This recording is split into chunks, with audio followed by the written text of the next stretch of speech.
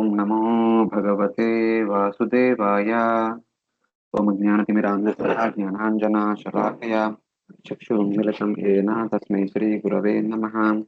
श्रीचैतन्यमनोभीष्टं स्थापितं येन भूतले स्वयं रूपकदामह्यं ददाति स्वापदान्तिकं।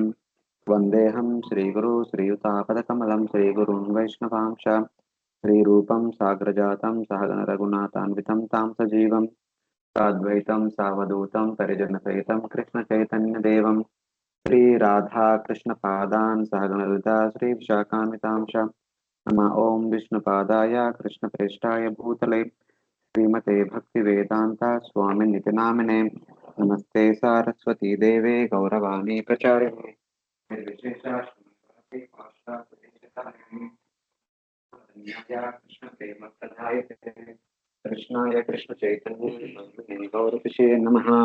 हे कृष्णा करुणा सिन्धु दीनबन्धो जगत्पते गोपेश गोपिका कान्ता राधा कान्ता नमोऽस्तुते। तप्त काञ्चन गौरांगी राधे वृन्दावनेश्वरी वृषभानुसुते देवी प्रणमामि हरिप्रिये।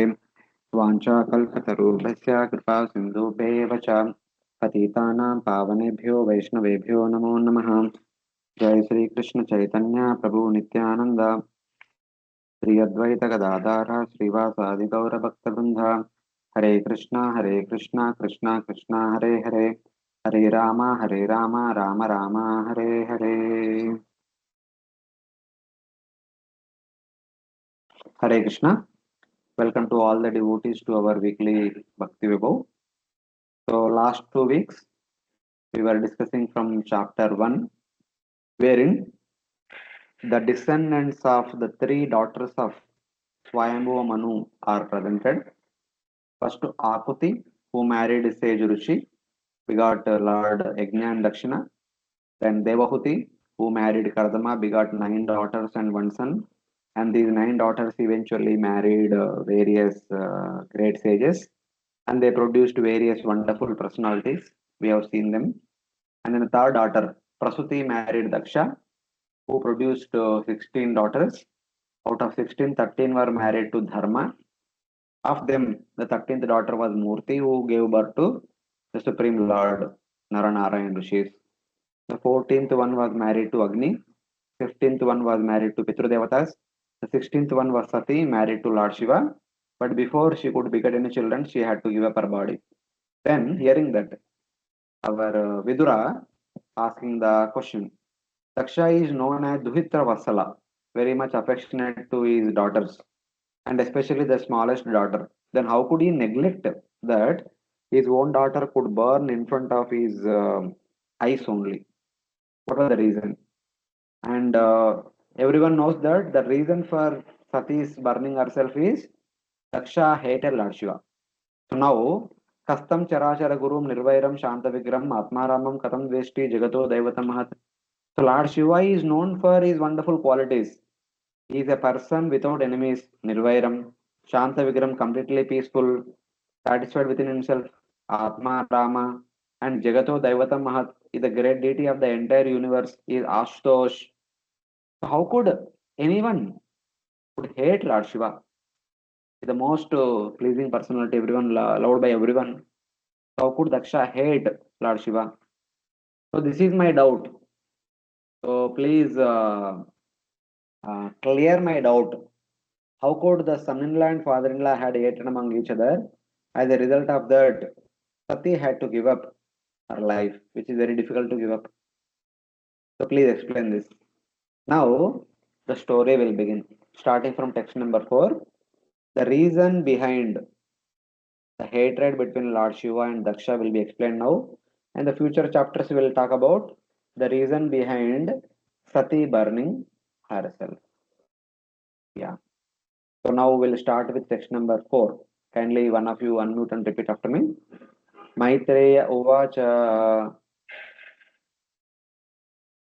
Maitreya Uvacha Pura Vishwasrujam Satre Pura Viswasrujam Satre Sameta Paramarshaya Sameta Paramarsa Saya Tatamragana तताम्रगणाः सर्वे तथा मरगणः सर्वे सानुगा मुनयोग्नया सानुगा मुनयो ज्ञयाः.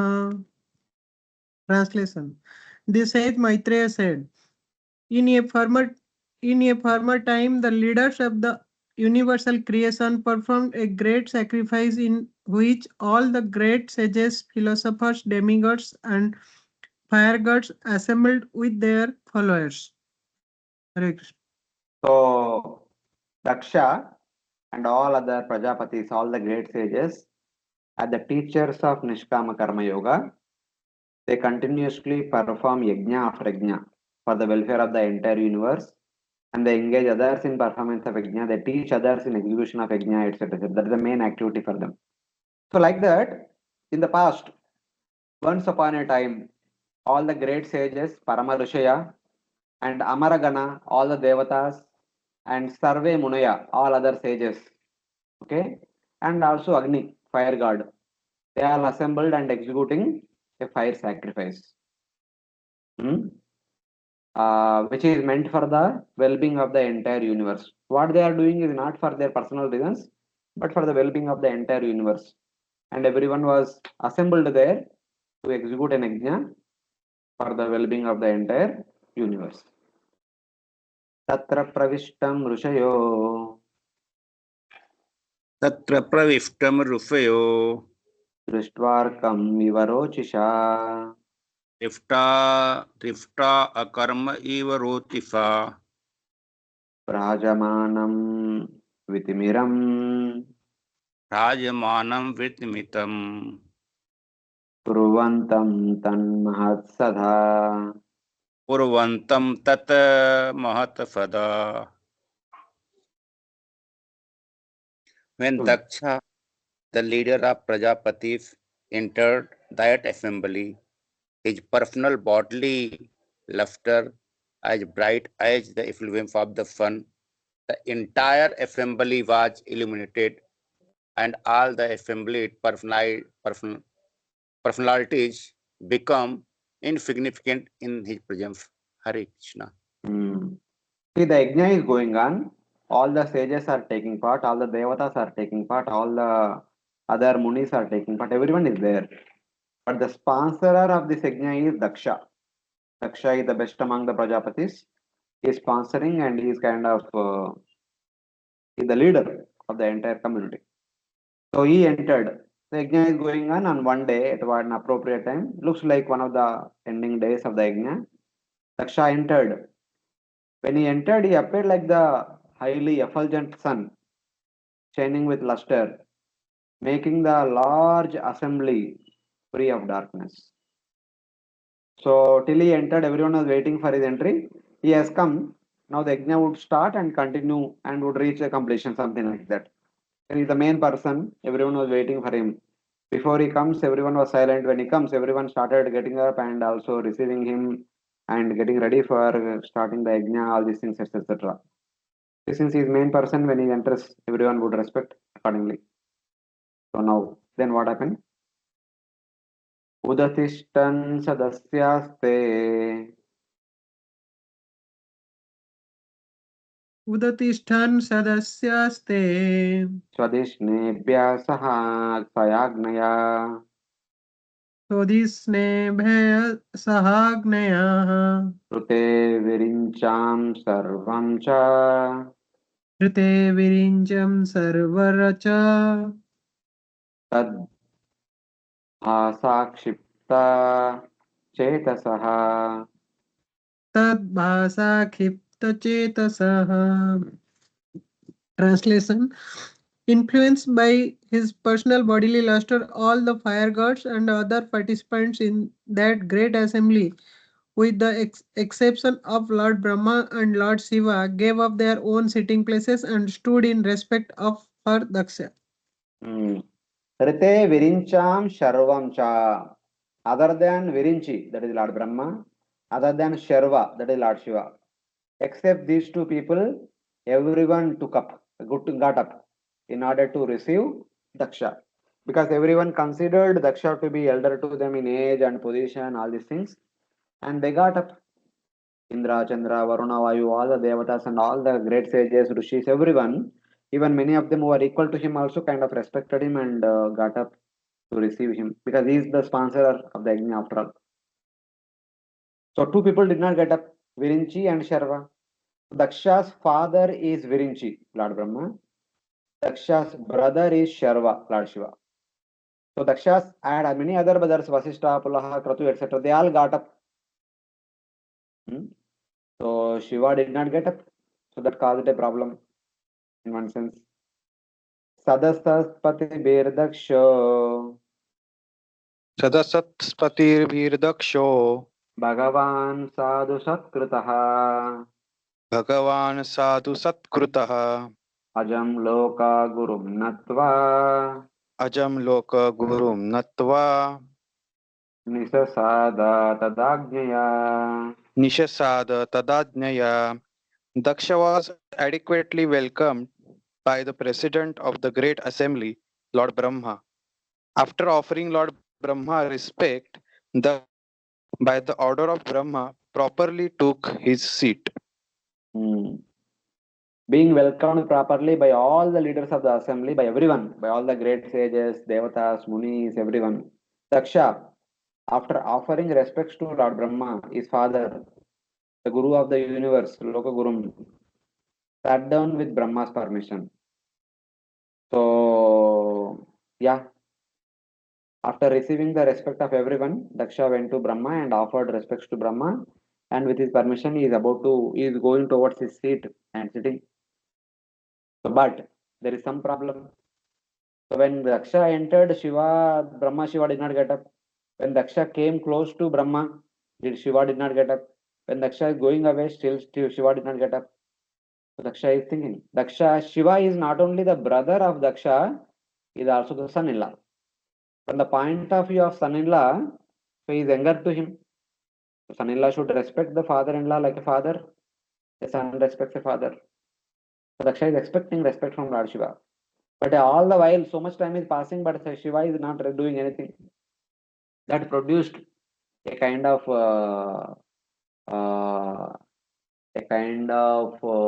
insecurity and also a kind of agitation in the heart of Daksha. The response of that agitation will be explained in this section of 8 to 19. We'll talk about how Daksha responds to Lord Shiva's behavior.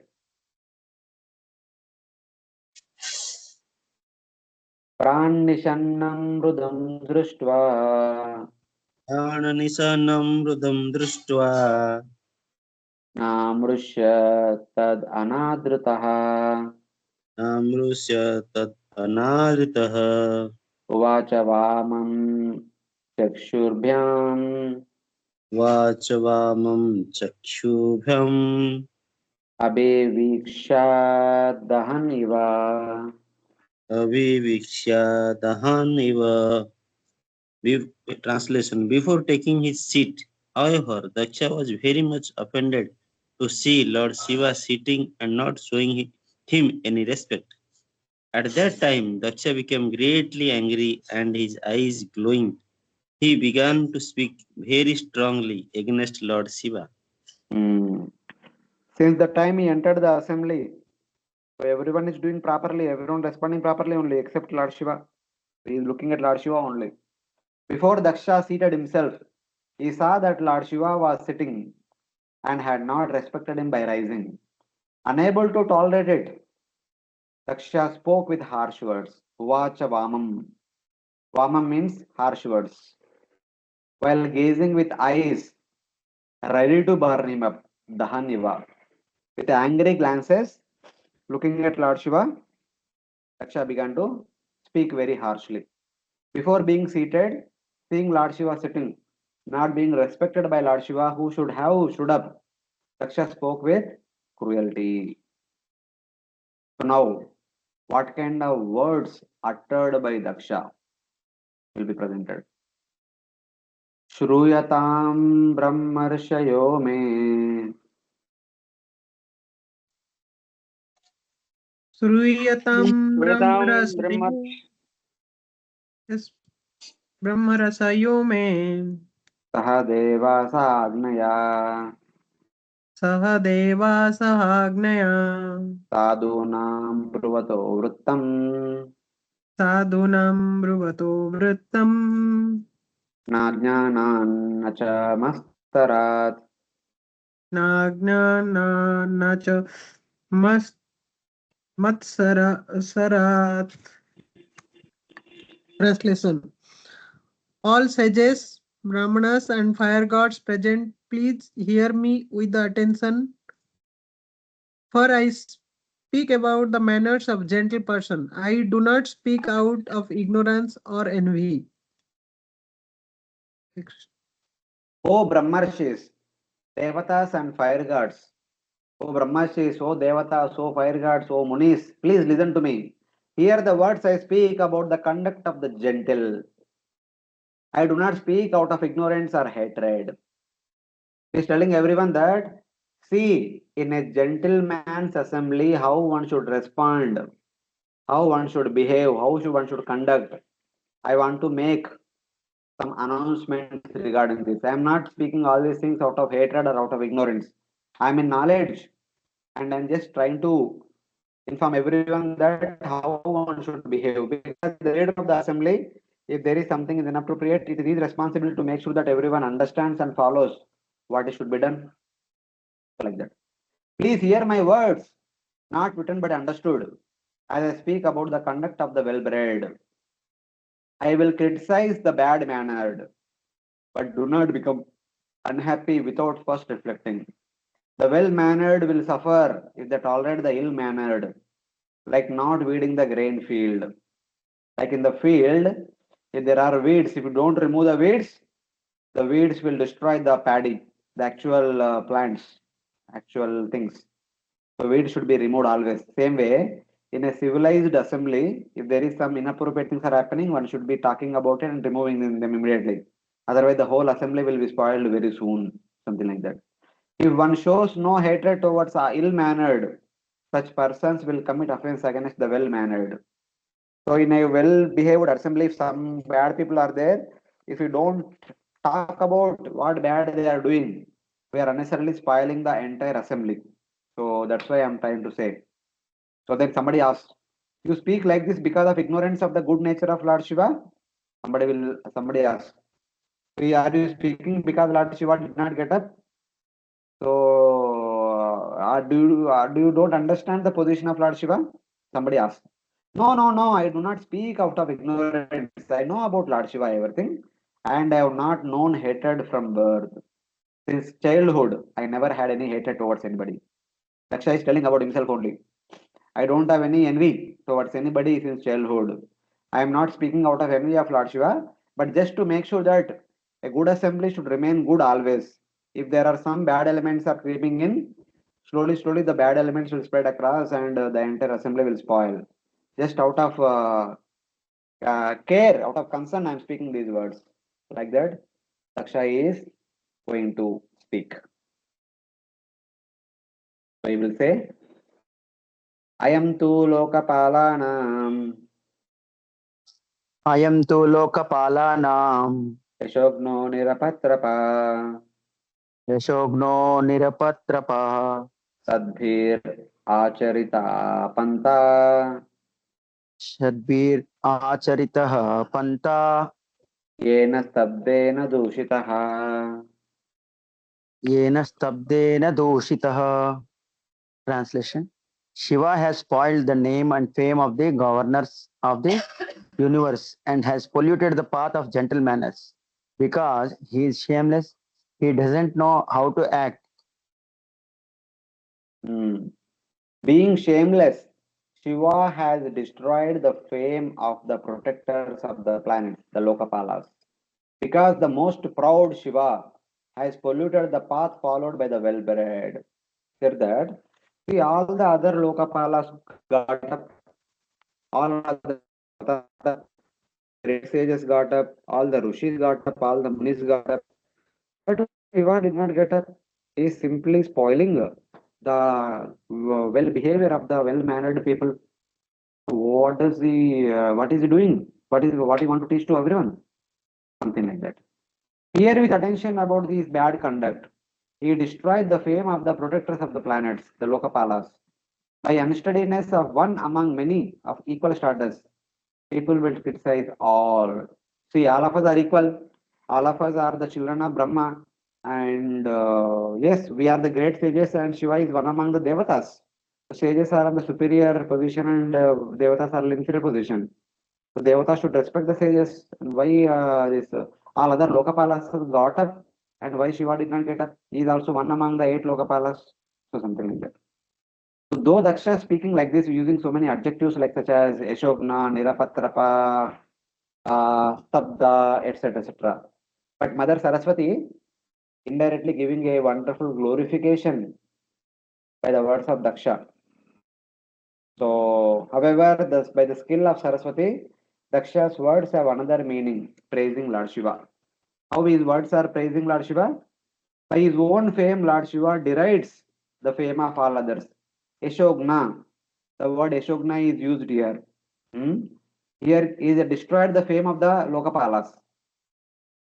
Lokapalana Yashogna. Indirectly, Lord Shiva, by his own famous, though he is one among the Lokapalas, but is not a Lokapala. He is much better than the Lokapalas. His fame is much superior than that of the ordinary Lokapalas. Second word is Nirapatrapa. Nirapatrapa means shameless. So, but can also mean one who gives shelter to those without deliverance.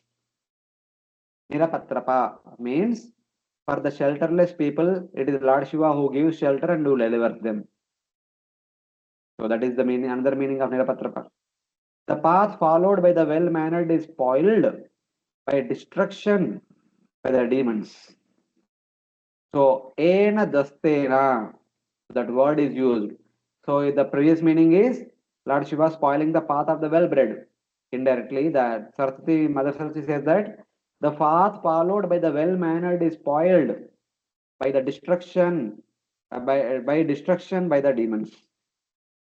So, demons will destroy the path followed by the well-bred, but Lord Shiva, being the head of the Devatas, will destroy the demons, and he will protect the path followed by the Devata, something like that.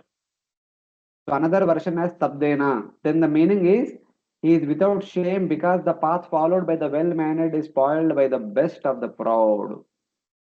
Tabda ena doshitaha. So that means is Lord Shiva is transcendentally situated. He is not interested in what's happening in the material world. In the three modes, so many things are happening. But he is on Atma Rama platform. He is indifferent to all that is happening here in this world. So like this. So Mother Saraswati gives a positive meaning, which is the glorification of Lord Shiva in the words of Daksha. Same thing will continue with till the end of these words. So in that way, Daksha will think something and speak something, but Mother Saraswati will speak in such a way that all his words will be the glorification of Lord Shiva. Something like that. एष मे शिष्यतां प्राप्तो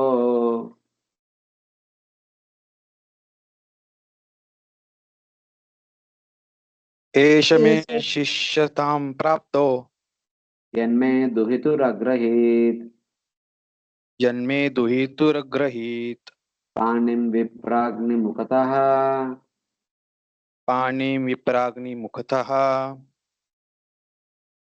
सावित्र्या इव साधुवत्. Savitra iva sadhuvat. Translation: He has already accepted himself as my subordinate by marrying my daughter in the presence of fire and Brahmanas. He has married my daughter, who is equal to Gayatri, and has pretended to be just like an honest person. He has accepted himself as my subordinate by marrying my daughter. So marrying a daughter means he is my son-in-law. He is like my son. In all conditions, he should respect me. That is the unspoken word. So in that regard. But whom he married?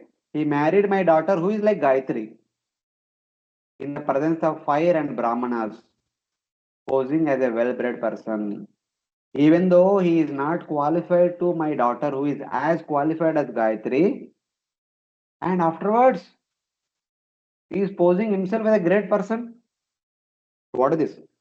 Just by marrying my daughter, he is posing himself as a great person because he is the husband of a great lady who is like Gayatri. That is not his qualification. It is because after marrying my daughter, he has got that position and he is behaving like unnaturally, as if a great person. So Gayatri is one sense, Gayatri is Mother Saraswati. The husband of Gayatri is like Lord Brahma. So he is behaving like the Brahma. Brahma did not get up, he is not also did not get up. So what is this? Something like that. His criticism is clear. However, the words can also be taken as praise of Lord Shiva. Until today, he has kept my bad behavior secretly. Because he, an omniscient, is first to understand. Therefore, he did not stood up and welcome me. However, he has understood the qualities in my daughter equal to Savitri, whom he married. What is this on my part? So Daksha's words, Mother Saraswati is saying that actually everyone else is respecting me as a great person, as the best of the Prajapatis, but Lord Shiva only knows my true nature. So understanding my true nature, he did not get up. That is natural. Even though Lord Shiva is so great, I am so bad, but still he married my daughter, seeing some good qualities in my daughter. I don't possess any good qualities, but my daughter possesses some good qualities like Gayatri. That's why, out of compassion, he married my daughter. That is the understanding. And this is the understanding given by Mother Saraswati. But from his point of view, Lord Shiva does not possess any good qualities. Somehow he married my daughter, who is like Gayatri, best of all the women. So because marrying a best of all the women, he thinks himself is to be the best of all men, the husband of Gayatri, that is Lord Brahma. So Brahma did not get up, he also did not get up. So what is this? So like that he was speaking. So next verse. गृहीत्वा मुद्र गृहीत्वा मृग तावाक्ष रुहिता मृग सवाक्ष पानिं मर्कटलोचन अनिं मर्कटलोचनः प्रत्युत्थानाभिवादारे पतितानाभिवादारे वाचापि अकृतनोचिताम्. वाचापि अकृतनोचितं. Translation: He has eyes like a monkey's, yet he has married my daughter, whose eyes are just like those of deer cube. Nevertheless, he did not stand up to receive me, nor did he think it fit to welcome me with a sweet words. Now he says that in the previous verse he said that my daughter has having the qualities of Bharati. Bharati is like a Savitri or Bharati or Saraswati Devi. So still without any good qualities he married my daughter. And after marrying my daughter he behaves as if like Brahma. So then in this verse he says that he married my daughter with fawn like eyes. My daughter have the eyes of a deer. My daughter has eyes like that. That means very beautiful eyes. But he is monkey-eyed person, Markata Lochna. He himself will have the eyes of a monkey, but he married my daughter who has the eyes like the deer, and he has not given proper respect to me with even words, though I deserve the honor to persons rising and addressing me politely. So where everyone got up and welcomed me politely, this person did not even get up and did not even utter a few words that just say some words. Even okay, you did not get up because of some health reasons, I can understand, but at least you say some words that welcome, like that. He did not say any words. So there is no good quality and there is no physical beauty to think himself to be great, like that Daksha is indicating. Daksha says that he did not even respect with sweet words his father-in-law, who deserves that someone rises for his feet from his seat and addresses him. So when father-in-law comes, son-in-law should get up and welcome him. But he's not doing anything. The other meaning is as follows. Being mercifully materialists who are like monkeys. Marakata Lochana means all the conditioned souls are like monkeys. And Lord Shiva looking at all the conditioned souls with compassionate glances, and he grants their desires. Whoever comes to Lord Shiva, like monkeys who have fickle mentality, but looking at them compassionately fulfills all their desires. Unfortunately, I have not properly respected with words such a person who deserves that I rise and speak politely. So Saraswati says that I have come very close to Brahma, offer respects to Brahma, but I fail to respect Lord Shiva, who is compassionate to all living entities, who is Ashutosh, who is Shiva. Hmm. So Mother Saraswati says that Daksha did not respect, did not receive Lord Shiva properly, like that. So then he further continues, Lupta Kriyaya Suchave लुप्त क्रियाया सुचये Manine Binna Setave मानिने भिन्न सेतवे Anichannapi Adambalam अनिच्छन्नपि यदाम्बालाम् Sudra Evo Shatim Giram. शूद्रा एवोषतिं गिरम्. Translation: I had no desire to give my daughter to this person who has broken all rules of civility. Because of not observing the required rules and regulation, he is impure. But I was obliged to hand over my daughter to him, just as one teaches the messages of the Vedas to a Shudra. Hare Krishna. Though not desiring to do so, I have given my daughter to a person who does not perform rituals and who is completely impure, who is proud and who violate the rules of conduct. I have acted as if giving the message of the Vedas to a Shudra. So here Daksha is telling that I never wanted to give my daughter to Shiva because Shiva resides in the smashan. He smears his whole body with the ashes in the smashan. He wears deer skin. He does not have a home. He does not behave properly. He is like a madman. Achanak gets up and dances with the playing damaru, all these things. So his behavior is difficult to understand what kind of person he is. He is always like a avadut kind of thing person. But I never wanted to give my daughter to him. But Lord Brahma told that my daughter should be given in marriage to Shiva, so I given. The problem is that uh, Lord Shiva does not perform rituals. He always sits in meditation in the smashan. Smashan anyway, no one will perform any rituals. He is in smashan only. What rituals will perform? He is impure because he is like staying in the smashan and is smearing with the smashan ashes with his body, and is proud. In spite of all these things, he is very proud, and he violates the rules of conduct. He does not behave like normal people behave. He is avadut. So like that. So giving my daughter who is like Saraswati is like giving Vedas to a Shudra who is not qualified. Just like giving Vedas to an unqualified person, I have given my daughter who is like Vedas personified to an unqualified person. Like that he was feeling bad. Ushatim refers to the Vedas. The word also can be taken as praise. Because he is the very form of the Supreme Brahman, no rituals need to be performed. Here is Lupta Kriyaya. He does not perform rituals because he's staying in smashan. What rituals he will perform? So other Saraswati Mother Saraswati said that because he is as good as Supreme Brahman, why does he Supreme Brahman has to perform any rituals? So then no one is cleaner than he. Asuchaye. So he is impure. He's staying in smashan is impure, one would say. But even though he's staying in smashan, but he's the most pure person. No one will be as poor as Lord Shiva because he's always contemplating upon the Lord's pastimes. He is proud and does not break the rules. So Daksha told he's proud and breaking all the rules. But actually, he is not proud and does not break the rules.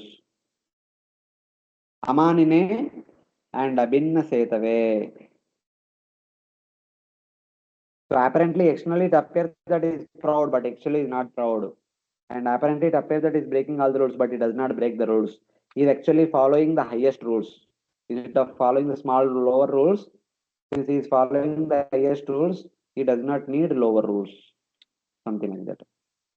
Seeing my own lack of qualification, I did not want to give my daughter, but I gave her. Mother Saraswati said that I am not qualified to offer my daughter in marriage to such a highly qualified person, but I gave her. I am unqualified like the Shudra Eva, who teach the Vedas. So the meaning is Shudra should not teach the Vedas, but I gave my daughter to Lord Shiva as if a Shudra person teaching the Vedas. So nowadays, in the modern day culture point of view, if you say like the Shudras are not qualified to receive the Vedas, Shudras are not supposed to teach the Vedas. So people think that okay, caste discrimination, what is this? All these things are happening, suppressing the lower caste people. You think that higher cadre people only are like that, not like that. Actually, from the Vedic point of view, is not like that. To study the Vedas, to contemplate upon the essence of the Vedas, all these things, one need to be in Sattva unless until one is in pure Sattva. So, and that doesn't mean that just by being born in the Brahminical community, one becomes Satviguni. Not like that. One should cultivate Satvaguna since childhood. Only when a person is able to cultivate Satvaguna since childhood, he is qualified to read Vedas, understand the Vedas, and explain the Vedas. Otherwise, without proper qualification, one cannot read, understand, and teach the Vedas. So, in that way.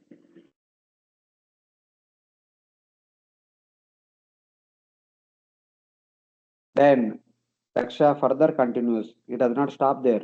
He starts going more.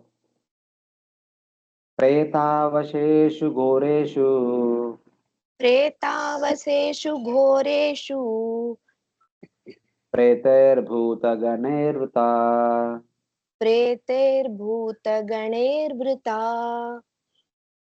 अटति उन्मत्तवन्नग्नो अतति उन्मत्तवन्नग्नो व्युक्तकेशो हसन् व्युक्तकेशो हसन्रुदन् चिता भस्मकृता स्नाना चिता भस्मकृता स्नाना प्रेतशरन् नृस्तिभूषणा प्रेतस्रन्नरस्तिभूषणा शिवापदेशो हि अशिवो शिवापदेशो अशिवो मत्तो मत्तजनप्रिया मत्तो मत्तजनप्रिया अतिप्रमतनाथानां पतिप्रमथनाथानां तमो मात्रात्मकात्मनाम् तमो मात्रात्मकात्मनाम्. Translation: He lives in filthy places like crematorium, and his companions are ghosts and demons, naked like a madman, sometimes laughing and sometimes crying. He smears crematorium ashes all over his body. He does not bathe regularly, and he ornaments his body like with a garland of skulls and bones. Therefore, only in name is he Shiva or auspicious. Actually, he is the most mad and inauspicious creature. Thus, he is very dear to crazy beings in the gross mode of ignorance, and he is their leader. Hare Krishna. So now he is talking about all the things because of which Daksha has less respect towards Lord Shiva. Naked like a madman, sometimes laughing and sometimes crying. He lives in a filthy place like crematoriums and surrounded by ghosts and demons. Wanders around with sacred scattered hair, about in horrible places of the dead. Using crematorium ashes as his bath, he ornaments his body with garlands of skulls and human bones. He is inauspicious, though he has the false name Shiva. He is insane, dear to the insane, the leader of leaders of the insane, the leader of the most ignorant. So Because of all these things, I never wanted to give my daughter in marriage to Shiva, but Brahma told, give your daughter, so I have to give. Like just like teaching the Vedas to an qualified person. This is but a pastime of Lord Shiva, who is mad with prema for the Supreme Lord. Thus, Daksha describes him to be like a madman, but not exactly madman. He behaves like a madman. If you were actually mad, Daksha would have simply said he's a madman. According to other Puranas, smearing ashes on the body is an activity of exalted Vaishnavas. So some other Puranas say that even exalted Vaishnavas also smear their body with ashes. By him, even the worst place becomes auspicious. There is no one greater than Lord Shiva in auspiciousness. He is the leader of the persons who are completely in ignorance. As praise, it indicates that Lord Shiva, as a pastime by his will, accepts even the most ignorant out of mercy.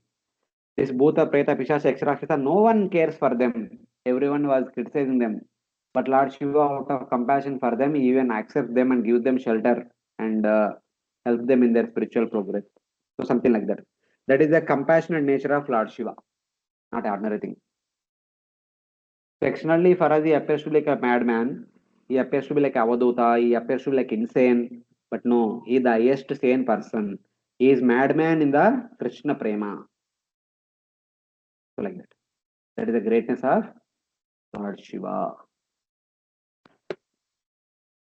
So Daksha further continues. Tasma Unmadanataya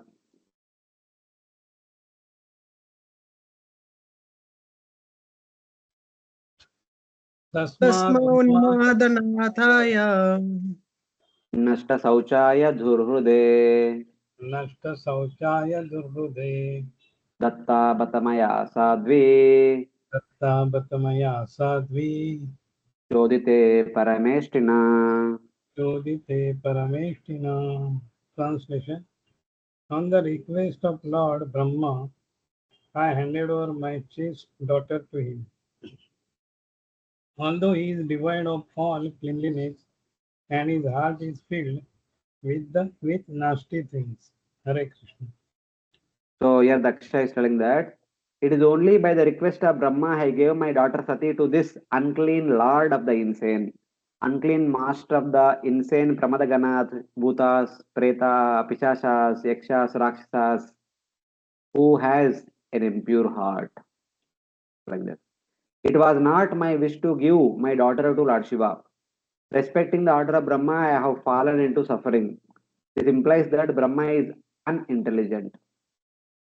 He does not mention that Brahma is his father. This indicates that Brahma is unqualified to be his father. So requested by Brahma, Parameshtina Chodite. He did not say that requested by my father. That indicates that because Brahma suggested this, that my daughter be given to Shiva, so Brahma also lost his qualification to be respected as father. So like that. This verse may also be taken as a statement of praise. How? Lord Shiva is merciful even to the mad. Unmada Nataya. He purifies even the impure. Nashta Sauchaya. His mind is merciful even to the sinful. Durhrude. Though I am unqualified, I have my daughter as his wife because of Brahma's request. I am not qualified to give my daughter in marriage to Shiva, but Brahma may understood that my daughter has good qualities, so my daughter can be given to Lord Shiva. So like that, like Mother Saraswati gives an alternate correct meaning. So like that, Daksha spoke all these things after saying all these things because Shiva, you did not get up and received me. You don't deserve to be the recipient of the oblations of a sacrifice. So that he will pronounce as a curse. Because only the well-bred devatas and well-bred sages are proper recipients of the yajna. And you are not behaving according to the custom of an yajna, and you are not qualified to receive the yajna. So thinking like that, he will curse, he will utter a curse against Lord Shiva in the next couple of verses. So like that. Maitreya Uvacha. Maitreya Uvacha Vininjaivam Sagirisham Nidheyam sa Girisam Apratipam avasthitam Apratipam avasthitam. dakshotapi upasprushya Daksya athap upasreya. Kruddha saptum prachakrame. Krudha saprutum prachame. Translation. The sage Maitra continued, thus Daksha seeing Lord Shiva sitting as if against him, washed his hands and mouth and cursed him in the following words. Hmm. In this way, criticizing Lord Shiva, who remained there without hostility, Daksha, sipping water, began to curse him in anger.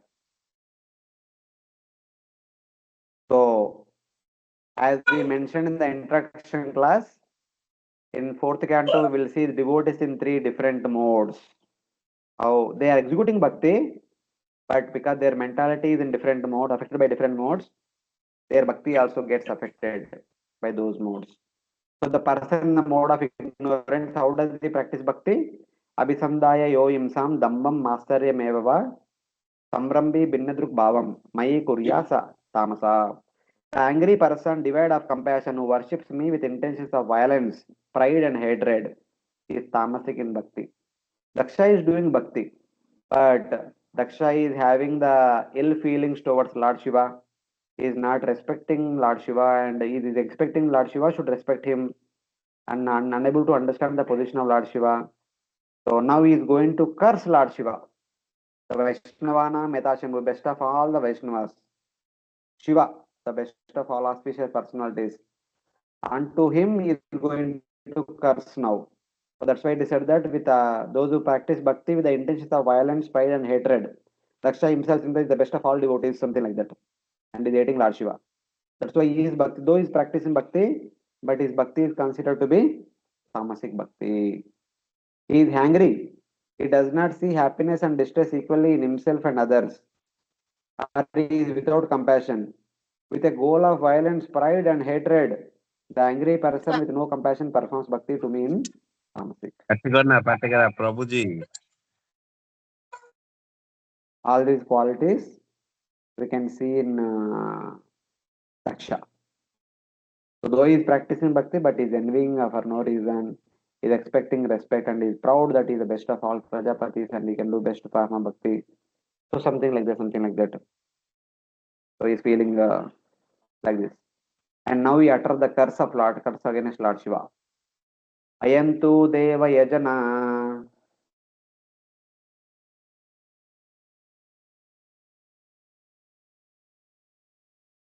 Krishna.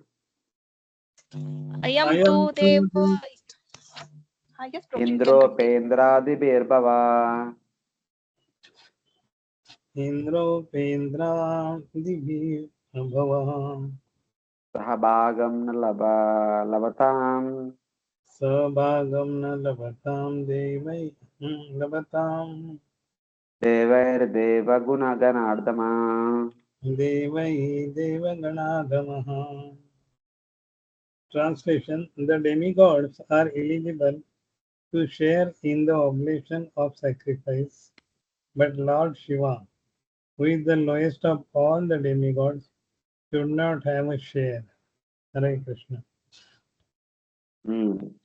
The lowest of the Devatas, Shiva, should not receive a share or portion of the sacrifice along with the Devatas like Indra and Upendra. So at the end of the sacrifice, the Devatas will receive their portions, but Lord Shiva should not receive any portion, something like that. So, but on the positive side, Mother Saraswati takes the meaning as at the sacrifice, Lord Shiva should not receive a share along with the Devatas because the Devatas are lower than he is. One should not eat with those who are in lower position. Therefore, Lord Shiva will receive his share simply by letting them eat their share. Since he is famous as the nourisher of all beings. So Mother Saraswati said that no, Lord Shiva does not need the share of this yajna. By allowing the devatas eat their share, Lord Shiva is satisfied. That itself is his greatness. So like that. He does not need any share from this. yajnas and all. And then finally, last words, having pronounced this curse, Daksha will return to his inner chamber. He does not stay there only at the yajna. Nishidyamana sadas nishidyamana sadasya mukhair निषिध्यमानाफ सदस्य मुखे दक्षो गिरित्राय विसृज्य शापम् दक्षो गिरित्राय विवृत्य पापम् तस्माद् विनिष्क्रम्य विवृद्धमन्योर् तस्मात् विनिक्रम्य विवृद्ध मन्यो जगाम कौरव्य निजं निकेतनम् जगाम कौरव्य निजम निकेतनम. Maitreya continued, my dear Vidura, in spite of the request of all the members of the sacrificial assembly, Daksha in great anger crushed Lord Shiva and then left the assembly and went back to his home. Hare So Krishna. when he is about to pronounce the curse towards Lord Shiva, all assembled people are stopping, saying, my dear friend, my dear brother, please don't say, don't do like that, don't do like that. It is not good for anybody, not good for you, not good for others. Please don't do like that. They are all trying to stop him. In spite of the opposition of the assembly, Daksha released the curse unto Lord Shiva and filled with anger left the place and returned to his own house. Even when he was going back, also people were requesting, please don't go, let us complete the yajna. But still he did not listen. He went back to inner chambers. I do not see anyone except myself who has intelligence. He left in anger, thinking, I should not stay in the assembly of such religious people. When everyone was trying to stop Daksha, Daksha thought that you people don't understand what's happening. You people are also as dumb as he. So I don't want to stay here anymore. So like that, he left. The other said, do not become angry, please come back. But Daksha did not listen to them. He simply went inside the inner chambers. So Daksha came and spoke words of criticism towards Lord Shiva, pronounced a curse for no reason, for no offense of Lord Shiva, and Daksha went back. So looking at what all happened, Nandi, the servant of Lord Shiva, the carrier of Lord Shiva, could not tolerate what's all happening. Immediately he got up and pronounced a curse towards the Rakshasas as well as, towards Daksha and Daksha's followers who are supporting Daksha, and Nandi cursed them in that way. Any questions till now? Have you been able to follow?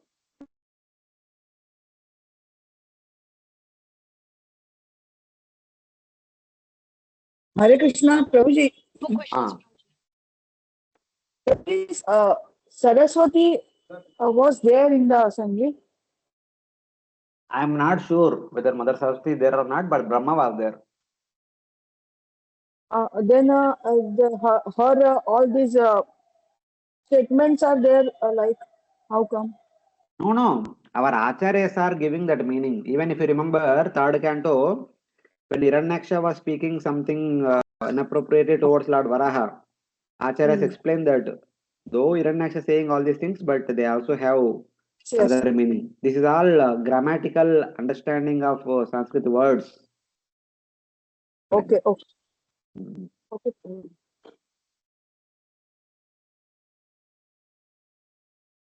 Okay. If there are no questions from other devotees, we'll continue. So now Nandi will respond. Vijnaya Shapam Girishanugagranir Nyayashapam Girishanupagani Nandishvaro Roshakashaya Dushitaha Nandishvaro Roshakashaya Dushitaha Dakshaya Shapam Visasarja Darunam Dakshaya Shapam Visasarja Darunam Echanvamodam Tadavachutam Dvija Yochan Mamodam Sata Savachutadvija. Upon understanding that Lord Shiva had been cursed. Nandishvara, one of Lord Shiva's principal associates, became greatly angry. His eyes became red, and he prepared to curse Daksha and all the Brahmanas present there, there who had tolerated Daksha's cursing Shiva in harsh words. Hare Krishna. Hmm. Upon understanding that Shiva had been cursed for no reason, Nandishvara, Lord Shiva's principal follower, the carrier of Lord Shiva, with red eyes of anger, cursed Daksha and all the Brahmanas who had tolerated Daksha's curse of Lord Shiva. So, of course, most of the Brahmanas kind of try to stop Daksha, but Daksha did not listen. But afterwards, also Brahmanas did not do anything to counter the curse of Daksha and all. So, seeing all these things, seems that all the Brahmanas are in sync with Daksha. But the only thing, Brahmanas did not respond immediately. That does not mean that Brahmanas are okay with Daksha's curse. But the problem sometimes is like that only. If one does not respond appropriately on the spot, so it is considered that you are supporting the evil. So something like that. So Nandishvara thinking like this. All these Brahmanas did not utter a word, did not stop Daksha, did not do anything afterwards. They are all in support, in sync with Daksha. So he curses Daksha as well as he curses all the Brahmana community who are there in the assembly. So like that. Contempt the ointment of anger means his eyes became red. He also cursed those who tolerated the curse of Lord Shiva. So Nandishvara cursing Daksha would be appropriate. But Nandishvara cursing all the rest of the Brahmanas is not completely proper here. Because out of anger, one becomes over enthusiastic. That takes place. So, like that. The reason was the Brahmanas did not respond immediately to correct something, or to correct the Daksha's curse and all these things. They were simply kind of waited. That's why they also got cursed by Nandishvara. Like that we have to understand. So how does Nandi cursed Daksha and Daksha Brahmana community? Yaye tanmartyam uddishya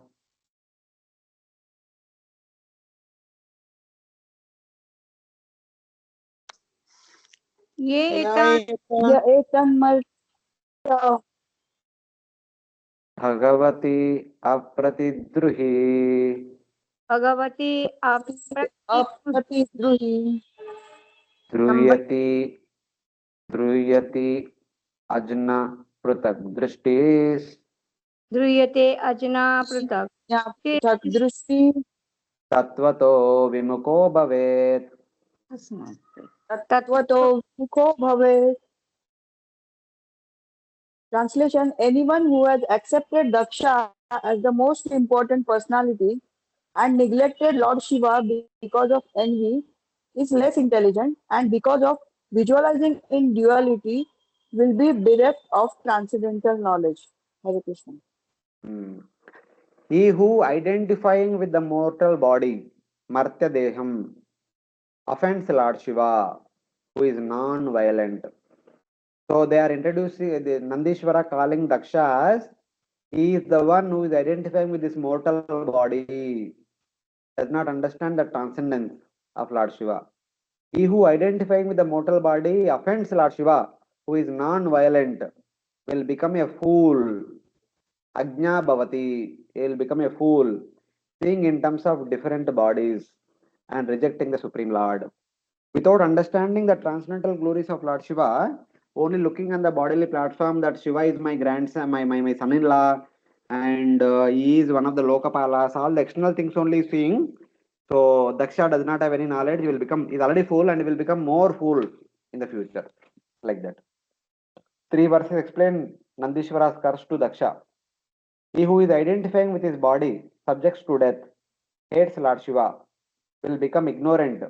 That ignorant person is further explained. He sees in terms of different living beings, such as both children and wife. He will be opposite to the Lord. This is the first curse.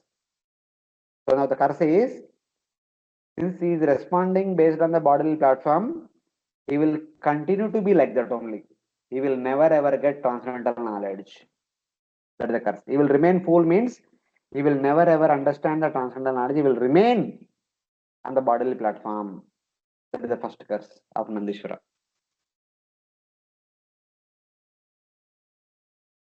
Then the second curse is Griheshu Kuta Dharmeshu. गृहेषु कूटधर्मेषु Takto Gramya Sukechaya. रक्तो ग्राम्य सुखेच्छया Karmatantram Vitanate.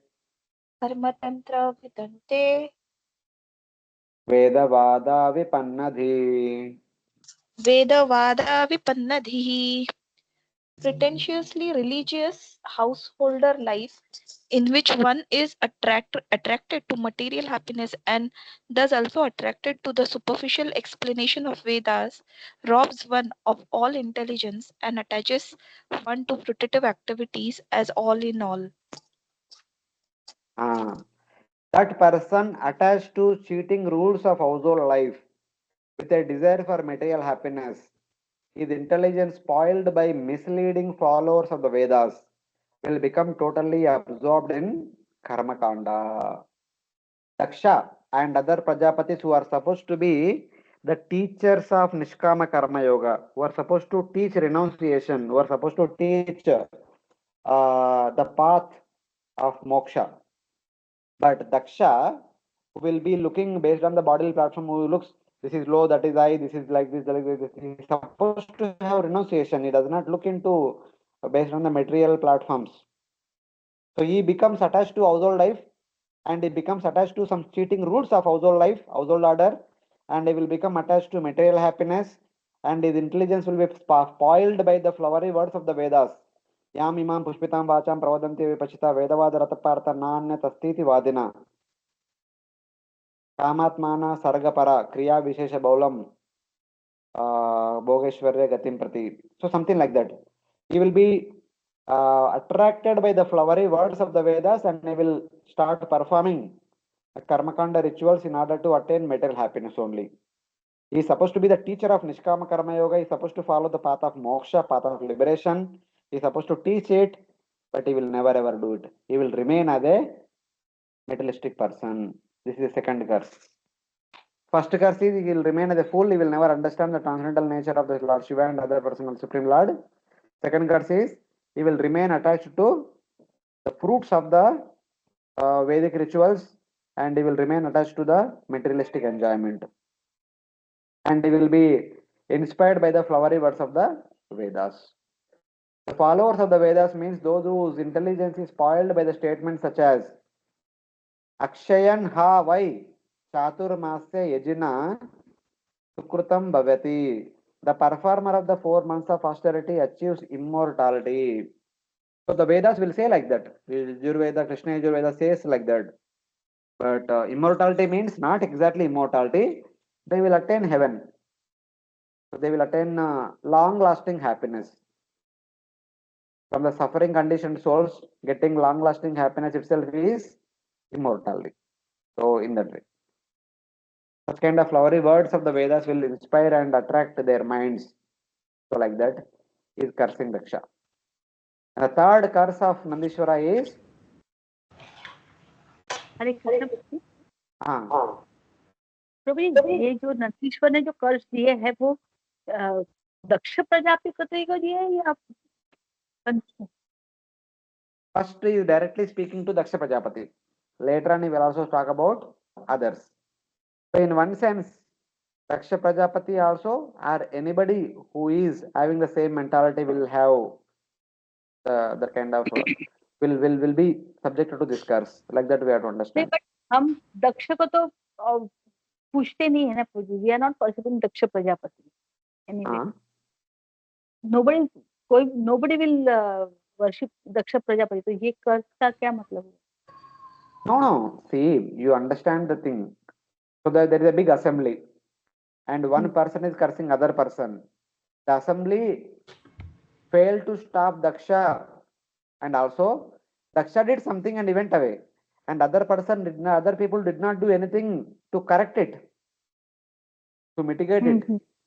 So if you don't do anything to correct it or mitigate it, that means you are agreeing to what happened. अच्छा. We say na maunam ardhangikaram. If you are silent means you are half agreeing. कि दो जो देवी देवता वहां पे जितने भी लोग बैठे थे उनको ये कर्ज दिया नंदी ने, right? No, not everyone. Only to the Brahmanas. When Daksha is coming from a Brahmanical community, only to the Brahmanas is the Brahmanical community only is cursing. Not for the Devatas. So Brahmana will be attached to karma kanda only. They will not do proper bhakti. See, don't come to that conclusion right now. Let us complete. Let us see. It is not like that, not everyone. See, among all the Brahmana community, some people, they try to stop Daksha, but Daksha did not listen. Other people, were at least in the Maneman, they might be thinking that, oh Daksha, why are you doing like this? Please don't do, please don't do. In the within the core of their heart, they were doing something like that. Even though Nandishwara is cursing, not that everyone will get affected, but at least some will be affected. Some who does not even say anything, does not even think anything in the mind.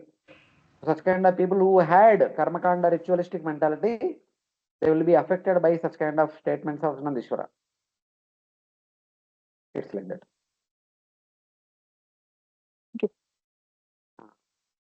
So let us see the complete section, then we'll understand. Don't get the conclusion in middle only. Buddhya para vidyayena dainya बुद्ध्या पराभ्या ईन्या vismrutatma gati pashu विस्मृतात्मा गति पशुः strikama sostu atitaram स्त्रीकामासोऽस्तु अधितराम् daksho bastamukochirat. दक्षो बस्तमुखोचिरात्. Daksha has accepted the body as all in all. Therefore, since he has forgotten the Vishnupada or Vishnu Gati and is attached to sex life only, within a short time he will have the face of a goat. Let Daksha, who has forgotten the spiritual goal because of accepting his body as a self. Daksha is the most beautiful, well-respected, well-positioned, very rich, highly wealthy person. So he is very much proud because of all these current situation. So that's because he has forgotten the purpose of life. The purpose of life is to go back home, that is forgot. And he's simply boasting about his current position, is simply attached to his opulences. And he also made clear, I never wanted to give my daughter to Shiva, who is living in the crematorium, wearing the ashes and deer skin, all these things, living in the company of the Bhuta Preta Pishachas, all these things. That means from the material point of view, Shiva does not maintain a status quo. So that's why I don't want to give my daughter to him. But Brahma insisted that I should give my daughter to him. Brahma is less intelligent, something like that he said. Because this is the mentality you are maintaining, my dear Daksha. This mentality is like that of a goat who is excessively attached to the woman like an animal. Immediately take a head of a goat. Since your intelligence and your behavior is like that of an animal, so you do not deserve to possess a human-like head. It is appropriate for you to have a head like the animal. And nearby there is a goat, and he said, it is better for you to have the goat head than a human head, than a sage head. So like that, because you are behaving like an animal, it is appropriate that you should have a animal form, animal head, than a devata head, like that. So based on the behavior, it is indicated. By having intelligence with things of the body to be the self, he has forgotten the goal of life. Desiring human excessively, he is like an animal. That is the second curse. So this is another curse. So you are simply attached on the material positions. You simply attached to be with women and all, like animal. May you have an animal head. That he should have a head like the goats is the third curse. Then he said, it is better that you should have a goat head. Because you are behaving like a goat, you should have a goat head. So these are all words spoken at Daksha. All these verses are at Daksha. The next few verses talks about others who are there in the assembly who did not say anything and who did not do anything to correct Daksha's curse. For the Brahmana community and all, he will say something in the next two verses. Let us see what does he say. Vidya buddhir avidyayam Vidya buddhir avidyayam karma mayam asaujada karma mayama saujada samsaranti ihaye chamum samsaranti ihaichamum anu charvavamaninam. anu sarvavamaninam. Translation: those who have become as dull as matter by cultivating materialistic education and intelligence are necessarily involved in fruitive activities. Such men have purposely insulted Lord Shiva. May they continue in the cycle of repeated birth and death. Hare Krishna. So here he says the curses are suitable because it takes ignorance in the form of karma as knowledge. Out of ignorance, Daksha takes karma to be jnana. Karma is the teacher of karma yoga. So he takes karma to be the ultimost, topmost sadhana. So that is because of his ignorance. Because the Daksha and all the Prajapatis they are teaching karma yoga, but Lord Shiva teaches jnana yoga, which is superior to that. He does not understand. Thus, he is a foolish, he is jada. Let those who follow Daksha, who insulted Lord Shiva, take repeated birth and death in this world. Now, the Brahmana community are in the picture. Till now, Nandishwara is only talking about Daksha only. But now, all the others who kind of supported Daksha, who remained silent, who did not say anything against Daksha, who did not do anything to correct what Daksha said. And if you don't do anything to correct, you are as good as supporting what had happened. So all those who supported Daksha also took part in insulting Lord Shiva. And they simply take birth again and again in this material world. They will never ever attain liberation. Because Daksha is very much attached to karma, which produces fruitive results. And others who remained silent and who kind of echoed with the words of Daksha, echoed with the mentality of Daksha, will continue to stay in this material world and take birth again and again. These three curses are suitable for him, for Daksha, because he takes ignorance in the form of karma as knowledge and is foolish. Another version is Aja goat, he is like a goat. In 2.5 verses, Nandishwara now curses the Brahmanas. Let those who follow Daksha take repeated birth and death. Not that entire Brahmana community Nandishwara is cursing, but especially those people who behave like Daksha, who consider karma to be superior, who consider the material opulences are the best, superior. So such kind of people will continue to stay in this material world and take repeated birth and death. So like that. So in Bhagavad Gita 14th chapter also, if you see, the mode of goodness binds one with knowledge and happiness. Sukha sangena badnanti jnana sangena bharata. So the people who are in the mode of goodness, who understands the Vedas, who understands karma, sakama karma especially, they are bound by sukha, the happiness they get by performing Vedic rituals, and they are bound by the knowledge that they have received by studying the Vedas, the flowery words of the Vedas. If you go to such kind of people with Bhagavad Gita, they say that no, I know, I am from Brahmana community, I know everything. You don't have to teach me. You don't understand, you people don't understand the real meaning of Bhagavad Gita. Like that they say. So, especially those who also echo with the sentiments of Daksha Prajapati. Such kind of people will be affected by the curse of Nandishwara. Not that entire Brahmana community is cursing. Especially those who are also thinking like Daksha, who also follow in the footsteps of Daksha, will be affected. That is the understanding. Then further says, for the Brahmanas here further says, Gira Shrutaya Pushpinya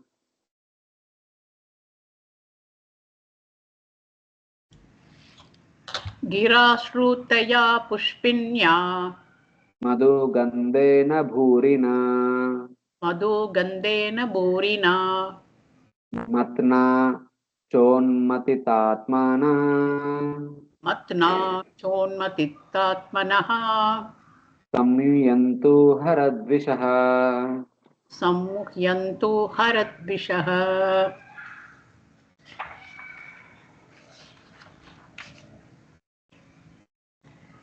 May those who are envious of Lord Shiva, being attracted by the flowery language of the enchanting Vedic promises, and who have thus become dull, always remain attached to fruitive activities.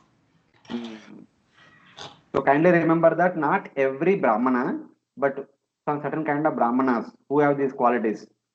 Like those who hate Lord Shiva and whose minds are agitated by the strong, stimulating, sweet fragrance of the words of the Vedas, the flowery words of the Vedas. Mugdha Gandhena Shrutaya Gira. Flowering with the promises of material enjoyment, Pushpinya, become completely attached to karmas. So such kind of Brahmanas are only will be affected by our Nandishwara's curse, not like every Brahmana. Especially those who are attracted by the flowery words of the Vedas, who are attracted by the results offered by the Vedic rituals and want to enjoy in this material world. Such kind of people will get attracted and they continue to take birth again and again in this material world. What was that? Seta Mukto Sargalokam Vishalam Shine Punya Martelokam Vishanti Evam Traidanyam Anuprapanna Gata Gatam Kama Kama Labante. Life after life they perform pious activities, go to Swarga, enjoy, again come back to Bharatavarsha, again perform tapasya, again perform yajna, again go to Swarga, enjoy, again come back. Like that they continue to go up and down. So like that. Let those whose minds are agitated by the agitating and inciting profuse sweet fragrance of the words of the Vedas, which have excessive praise for the material enjoyment like flowers, become attached to karmas. Only those people who are inspired by the flowery words of the Vedas, who are inspired by the enjoyments that are offered by the execution of the yajnas, these people have become attracted to karmas and they continue to take birth again and again in this material world. This is the second curse of the Brahmanas. So Bhagavad Gita 2:42-43 says same thing. Kamatmana sargapara janma karma falapradam. So they want to go to Sarga and enjoy high standard of life. As a result of that, Kriya Vishesha Baulam, they perform more and more Vedic rituals. For what purpose? Bhoga Aishwarya Gatim Prati. To get more Bhoga, to get more Aishwarya in the heaven.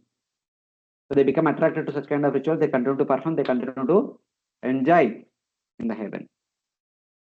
So this is what happens for those Brahmanas who are thinking like Daksha Prajapati, who are attached to the enjoyments offered by the flowery words of the Vedas, the rituals which are indicated by the flowery words of the Vedas, like that. And the final words spoken by Nandishwara are Sarva Bhaksha Dvijavrityai Sarvabhaksha Dvijavrityai Drita Vidya Tapovrita Brita Vidya Tapo Vrataha Vitta Dehendriya Rama Vitta Dehendriya Rama Yachaka Vicharantiha. Yachaka Vicharantiha. These Brahmanas take to education, austerity, and vows only for the purpose of maintaining the body. They shall be devoid of discrimination between what to eat and what not to eat. They will acquire money, begging from door to door, simply for the satisfaction of the body. Let such kind of Brahmanas who eat anything and have taken vows of knowledge and austerity for maintaining the body and who enjoy wealth, body, and senses wander about the earth as beggars. Here, technically, they are not supposed to be called as Brahmanas. Instead, we can call them as Vipras and all. So, they eat anything means generally it is recommended that especially those Brahmanas who are performing Nishkam Karma Yoga, who are trying to attain moksha, they should not visit so many rituals. They should not perform any ritualistic ceremony expecting some good dakshina in return, and they should not be anticipating to have lavish food. Even though it is Pitru Shraddhas, they should not be visiting and eating lavish food, etc. etc. But those Brahmanas who are only interested in eating lavish foods, even it is Pitru Shraddha also, and who perform all these rituals just to maintain their body and to enjoy the wealth, body and senses. Such kind of people continue to wander on this world like the beggars means, okay, if I do ritual here, he will give this dakshina, he will give good dakshina, he will give more dakshina, like that. They are attracted to dakshina and they continue to enjoy in this material world. They will lose discrimination in what should be eaten and what should not be eaten. This is the third curse of the Brahmanas. They will take vows only for maintaining their bodies. This is the fourth curse. They will enjoy wealth, body, and senses. This is the fifth curse. They will beg. This is the sixth curse. Like that. So those people who echo with the sentiments of Brahma Daksha, they will have this kind of destiny. Like that, Nandishwara cursed. Hare Krishna, Prabhuji. Mataji. Prabhuji, you said that Nandi should have cursed Daksha, but not the Brahmanas. But then, when we hear, then when a Vaishnava is criticized, either we should leave that place or we should counteract that. So he was doing his duty as a servant to his master. Okay, directly to Daksha, but because they were also supporting but not telling anything to Daksha, so they were also equally responsible for what had happened. So all this, that Nandi is not, he is a faithful servant. He is doing his part. Okay, out of anger he is doing. But then how in general situation, like for us, what should we do? Because if our spiritual master has been criticized or some senior Vaishnavas has been criticized and we speak something, so how can we deal in that way? Is it wrong, like, so if we do in that way? No, at least in the current situation, yes, some Brahmanas tried to stop Daksha, some Brahmanas were praying to Paramatma within their minds, and some Brahmanas did not do anything. But in any case, Nandishwara, yes, Daksha made a mistake, and some Brahmanas, by supporting and by not saying anything, by not doing anything, they did not directly support Daksha, but indirectly, in a way, it appeared as if they are supporting Daksha. But whatever it is, so what Nandishwara did as a bona fide servant, it is appropriate only. But at the same time, he did it out of great anger. In anger, we do not understand what is the limit. Yeah, when you respond, you should understand what is their mistake. Appropriately, you should avoid punishment. For 1 unit of mistake, you cannot give punishment of 10 units. Yeah. So Nandishwara went one step ahead and pronouncing big curses, even though they don't deserve so much. Yes, they deserve something. I'm not saying that they don't deserve anything. They deserve something. But the Nandishwara did not stop there. He went one step ahead and he trying to curse them more than what they deserve. This happens when one becomes angry. Yeah. Okay. So that is his mistake. So ultimately, on the other side, what the Brahmanas can do, they are invited, they are like guests there. Yes, some people who have the capacity to do something like Atri, Pulasya, Ploha, who are on the same line with Daksha, who are like on par with Daksha, they could have done something. They did. They also did something. It's not that they did not do. They requested Daksha not to speak anything, not to curse all these things, but Daksha did not listen, and they gave it to the destiny. Like Kashyapa also tried to dissuade Aditi. This is not the right time to beget children, but Diti insisted. And Kashyapa said, okay, it is the will of the providence, what I can do, and get the result. Something like that. So now, these people who tried to stop Daksha, Daksha did not listen. So they said, okay, if you are not listening, so let the destiny work upon you. Viparita kala vinasha buddhi. Vinasha kala viparita buddhi. So like that. So but now kindly understand, even though Nandishvara cursed from the Brahmanas, this is not for every Brahmana. Only those Brahmanas who think the body to be the soul, the material enjoyment is all in all, such kind of people are only getting affected by such curse. So indirectly, these curses are trying to cautioning us what not to do. If we are careful, we will not be affected by Daksha's curse. If our life's goal is to attain perfection and go back home back to Godhead, and if we are not interested in the material enjoyment and material facilities and material opulences, all these things will not be affected by Daksha's curse. Daksha's curse is only and then Nandishvara's curse. Nandishvara's curse is only for those people who are like that. And even Daksha pronounced a curse against Lord Shiva. And Lord Shiva is already in transcendental platform. What Daksha's curse will do against Lord Shiva? Daksha also curses Narada Muni. What Daksha's curse will do against Narada Muni? They are on the transcendental platform. So it is like that.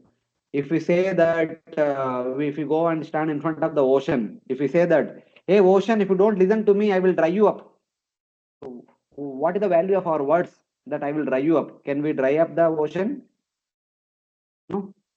So like that we have to understand. So in any case, so because Nandishvara went one step ahead, pronouncing the curses more than what they deserve, Nandishvara will also receive some return curses. So Hare Krishna, Prabhu. there are great Brahmanas, there are great sages, they also understand. Yes, there could be some mistake on the part of Daksha, there could be some mistake on the part of some Brahmanas who did not say, who did not utter anything. But that is fine. That does not mean that you can curse whatever you want. If you are going overboard, so you will also receive counterpart.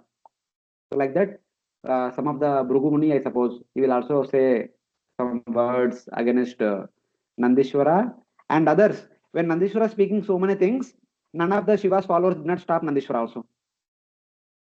So they are all in one sense, by not stopping, they are also echoing with Nandishvara. So to them, Brughu curses something. We will see in the next section. Yes, Mataji.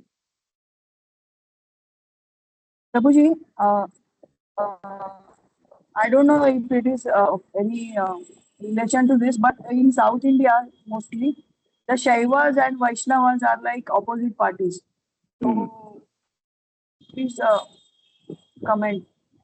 See, when there is some opposition, difference of opinion, you discuss, you debate, but that should not go to the extent of cursing each other. So in that way, the discussion is okay. Yeah, yes, everyone has their own opinion, freedom of speech that is there. Let them speak, not an issue. But it should not go to the extent of cursing each other out of anger. So that will unnecessarily create, out of anger, if we curses somebody, saying something more than what they deserve, we will also get the reaction in return in the form of their cursing us. That is what happened now. We will see in the future verses. Okay, and Prabhu, curses the followers of Lord Shiva. Daksha has already left the assembly. So, and Nandishwara is giving the curse. So, it will apply to him. Yeah, obviously, in the name of Daksha, it is said, so it will apply to Daksha. It will happen, whatever Nandishwara told will happen in the future. We will see in the next chapters. Okay, thank you. And whatever Nandishwara told, it is happening in the Brahmanas also. And whatever Brughu will say, it will happen in the followers of Lord Shiva also. Because these are great people, when they say something, it will not go in vain. It will happen. But the problem is, it will not happen to everyone. It will happen to those people who are of that category, that kind of mentality. That is there. At least they are careful in that regard. They are not cursing without any discrimination to everyone. They are cursing, Nandishwara is cursing only to such kind of Brahmanas who are also in the in the footsteps of Daksha. So like that. So let us see. Tasaivam vadata shapam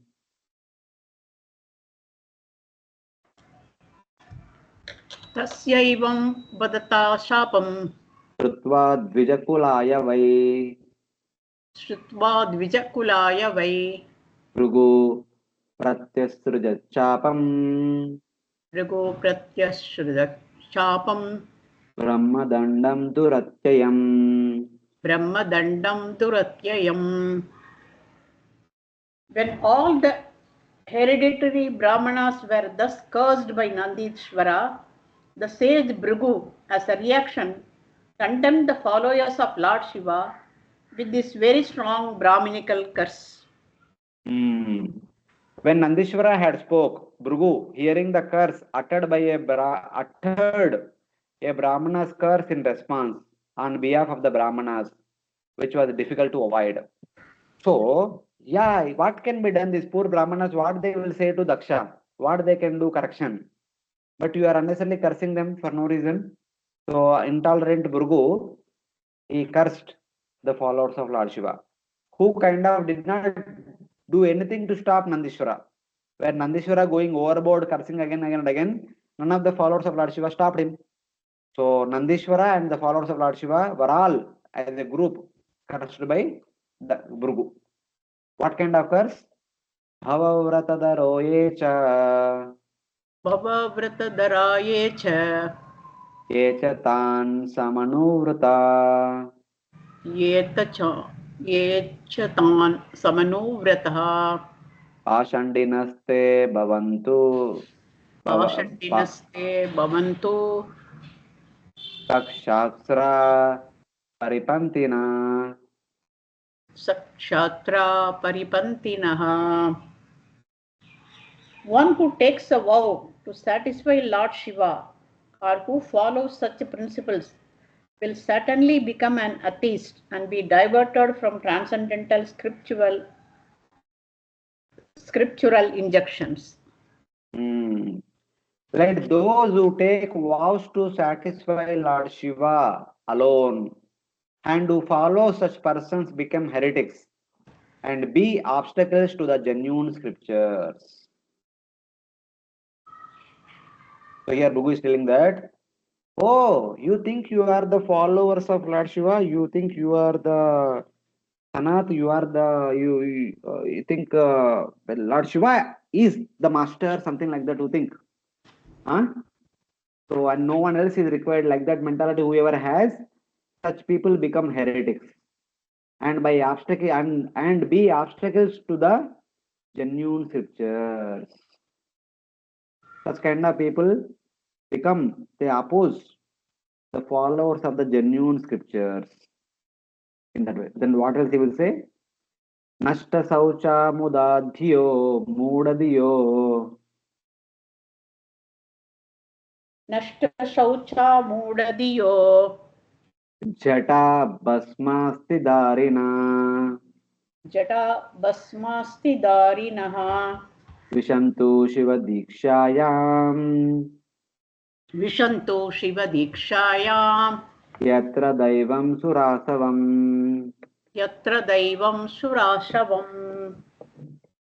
Those who vow to worship Lord Shiva are so foolish that they imitate him by keeping long hair on their heads.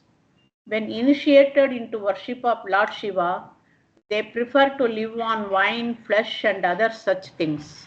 Some category of followers of Lord Shiva who, by their day-to-day routine activities, who are completely unclean, who are foolish, wearing metal locks, ashes, and bones, may they take initiation from Shiva and then worship intoxication as if it were a deity. So Brughu is saying that, no problem. You continue like this only. Sura is a liquor made from sugar, grains, and honey. Asava is a liquor made from the sap of the tala tree and other plants. They worship wine as if it were a devata. Some followers of Lord Shiva who remain unclean, foolish, and wearing material acts of air, ashes, and bones, they continue to drink a kind of surasava and remain in a unmatta state, intoxicated state, and also they smoke ganja, etc., etc. And they think this is the spirituality, this is all in all, and they will continue like that only. So, without understanding what Shastra is talking about the real spirituality, these people concoct something and they continue to live like that. So, like that is saying, Brahmacha Brahmanam Brahmanam cha chaiva ब्रह्म च ब्राह्मणांश्चैव yadyuyam parinindata यद्यूयं परिनिन्दथ etum vidaranam pumsham सेतुं विधारणं पुंसाम् ata pashandam अतः पाषाण्डमाश्रितः. Translation: Bhrigu Muni continued, since you blaspheme the Vedas and the Brahmanas, who are followers of the Vedic principles, it is understood that you have already taken shelter of the doctrine of atheism. Because you criticize the Vedas and you criticize the Brahmanas, which act as the institution to support mankind, you will take shelter of the heretical views.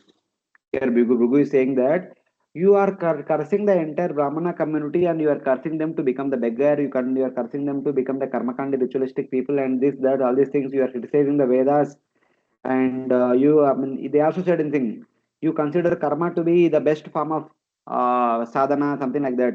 Okay, the Vedas are anyway, they are teaching about karma yoga, in that we have sakama karma also, nishkama karma also, both are there, because the majority of people are not on the path of renunciation.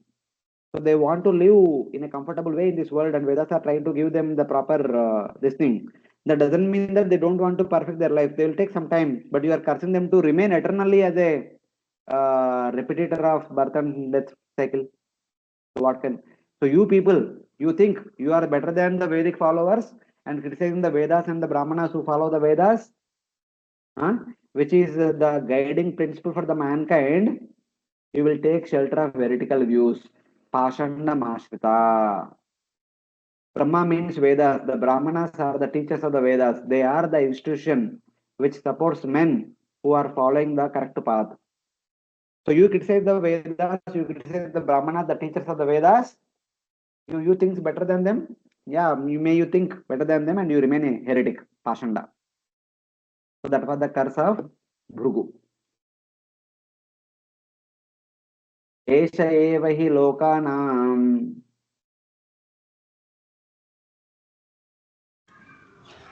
एष एव हि लोकानां शिवपन्था सनातनः शिवापन्था सनातनः यं पूर्वे चानुसन्तस्तो यं पूर्वे चानुसन्तस्तोर् यत्प्रमाणं जनार्दनः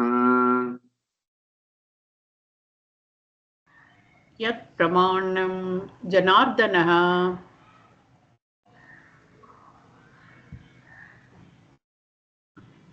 The Vedas give the eternal regulative principles for auspicious advancement in human civilization, which have been rigidly followed in the past.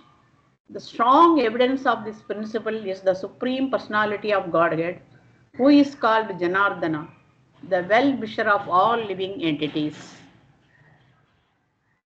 The Vedas, which were followed previously and in which the subject of inquiry is Lord Janardana, are the auspicious eternal path for humanity.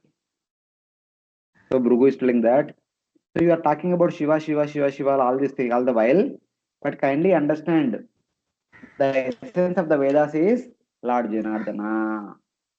Criticizing the Vedas, you tread the wrong path. Esha refers to the Vedas in which Janardana is the witness as a subject of inquiry. So neither Nandishwara said anything about Lord Vishnu. So you are unnecessarily criticizing. saying that Lord Shiva is the highest destiny. So all these things. So kindly understand the essence of the Vedas is Lord Janardana. There is no word uttered by anyone by you about Janardana. So kindly listen to this. Tad Brahma Paramam Shuddham.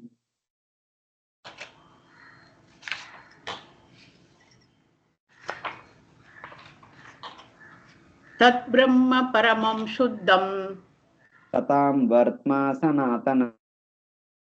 Satam Vartma Sanatanam. Vigarhya Yata Pashandam. Vigaryayata Pashandam. Daivam Vo Yatra Bhutarat. Daivam Vo Yatra Bhutarat. By blaspheming the principles of the Vedas, which are the pure and supreme path of saintly persons, certainly you follow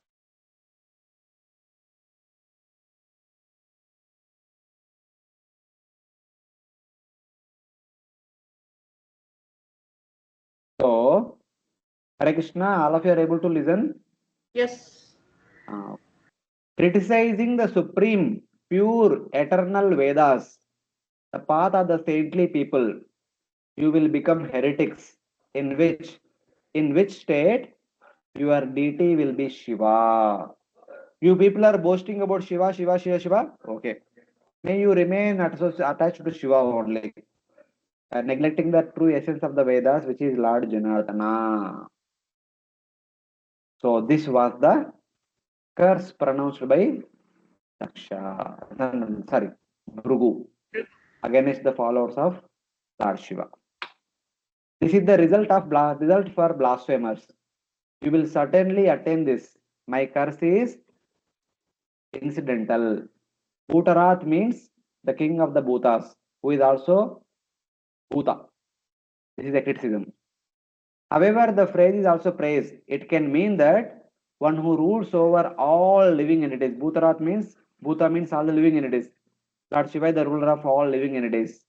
So in one sense, so apparently it seems to be too harsh and all, but what can be done? If one is too much fanatic about something, one receives the consequences. So yes, being a follower, one should be protective. One should be protecting the master. One should be protective about the other fellow, etc., etc. But that doesn't mean that just because I am follower of so and so master, my master is the only master, nothing else. One should not go to that extent. Yes, our master is great, but there could be someone who is greater than our master also. So one cannot say that my master is the best of all the masters, something like that. One should not go to that extent because Nandishwara in one sense kind of echoed that kind of sentiments. Brughu said, yeah, let you be attached to your master only and you don't have to follow Vedas because you are not interested in the Vedic teachings and you have your own way of lifestyle and etc. etc. You continue like that, being attached to Sura, Sava, all these things, etc. So like that, Brughu uttered a curse against this thing. But ultimately the reason is, if we go beyond the limit, we get the result in return. So one should be careful what to speak, what not to speak in the midst of big assembly, especially when big people are there. We should be careful about what we are speaking. So like that.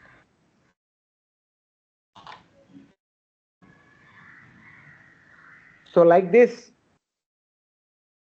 Daksha cursed Lord Shiva, Nandi cursed Daksha and Brahmana community.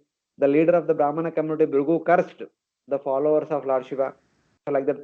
But Brughu did not say even a word against Lord Shiva because Brughu knows Lord Shiva. Now, finally, what happened? What is the conclusion of all this discussion? Maitreya Uvacha. Maitreya Uvacha. Tasaivam vadata shapam. Tasyaivam vadata shapam. Rugosa Bhagavan Bhava. Brihosha Bhagavan Bhava.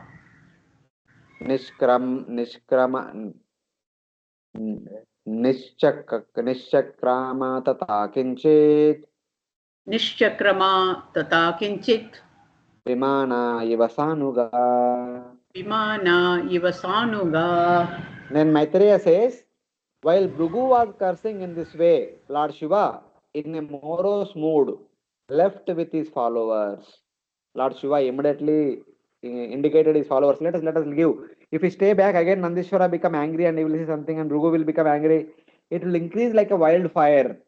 In order to stop what is happening, Lord Shiva requested all his followers to follow him and Lord Shiva left the assembly. Hearing that Janardana is the subject of inquiry and worrying that Nandishwara out of anger would speak hardly about Janardana and his devotees, Lord Shiva then left. So when Brughu told that the essence of the Vedas is Lord Janardana, then Nandi would say that no, essence of the Vedas is Lord Shiva. So that will take to a bad extent. So thinking that Nandishwara out of anger he would say something against Lord Narayana, so Lord Shiva got up and insisted other followers to follow him. And Lord Shiva left, and following after other followers of Lord Shiva also left. He appeared to be morose because he the self-satisfied he was not actually morose. As if morose, Lord Shiva left. But actually Lord Shiva is not affected by Daksha's curse or anybody's curse. He is in transcendental ecstasy. So in that way. The meaning of this incident is that the intelligent person should take shelter of the Vaishnavas and give up the Shaivites and those following the path of karma, engaging in cursing such as Nandishwara and Brughu. So, the followers of Lord Shiva became angry unnecessarily. The followers of the Vedas also became angry unnecessarily. So, both these people should not be,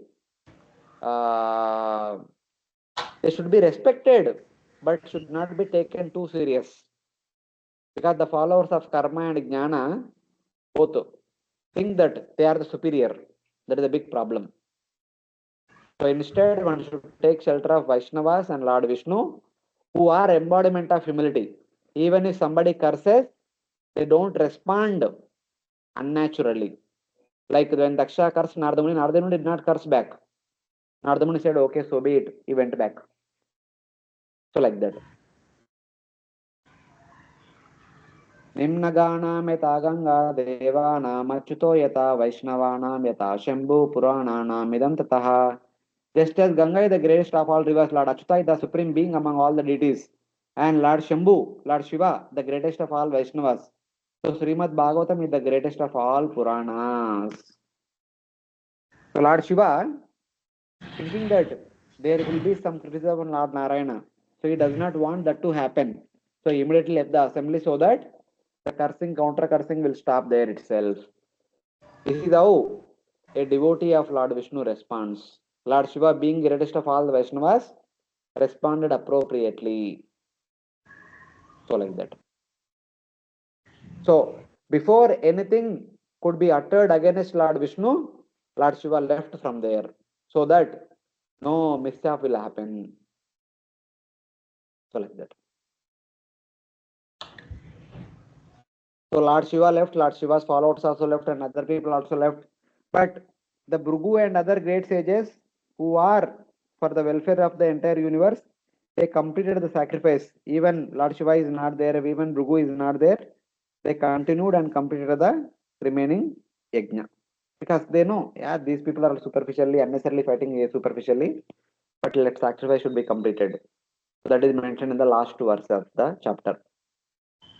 तेपि विश्वसृजां सत्रम् तेपि विश्वसृजा सत्रम् सहस्रा परिवस्तरान् सहस्रा परिवत्सरान् संविदाय महेश्वासा संविदाय महेश्वासा यत्रेज्या ऋषभो Hari यत्रेजा ऋषभो Hari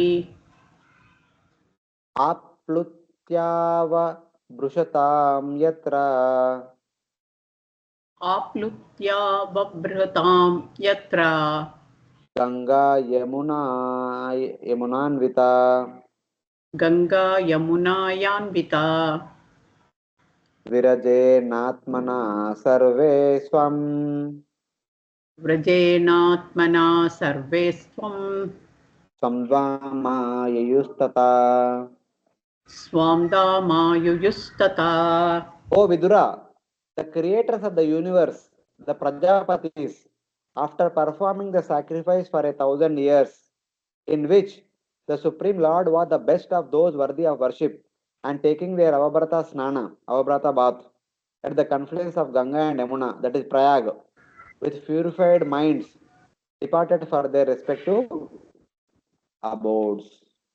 They went after performing the sacrifice without Lord Shiva, Daksha, and their followers. There were no obstacles generated from the quarrel. For it is said that at that sacrifice, the Supreme Lord at the best among the beings worthy of worship. Thus, without worship of Lord Shiva and others, still there was no imperfection in the sacrifice. Even though Lord Shiva was not there, even though Daksha was not there, the other sages have completed this 1,000 year sacrifice. That means the sacrifice was continuing from the last 1,000 years. Now it is about to complete. And they completed, took bath at the confluence of Ganga and Yamuna, and did the final ceremony of the sacrifice, and they went back to their respective homes.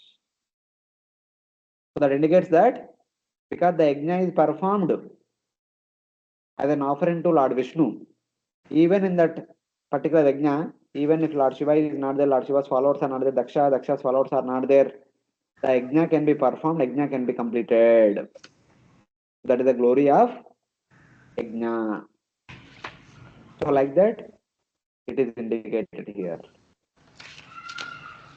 So ultimately, one conclusion is that yes, one may be doing karma, one may be doing other things. One should not be boasting that what I am doing is the best of all. If one boasts and unnecessarily curses others, you are good for nothing. They only get the reaction, not the others, in the form of written curse. So one should be careful while saying something that I am the best, I am the best, what I am doing the best, I am the best. So one should be careful about that. That we have to understand from this chapter. So with these few words, we'll stop here. I have another class after some time. So I think I'll stop here. I hope no questions from the devotees. Prabhuji, in Shivaratri, they give that bang as prasadam, no? Shiva temples. So let them eat. Let us not take. Let the followers of Lord Shiva take it, but let us not take it. हरे कृष्ण प्रभु जी। हाँ माता जी।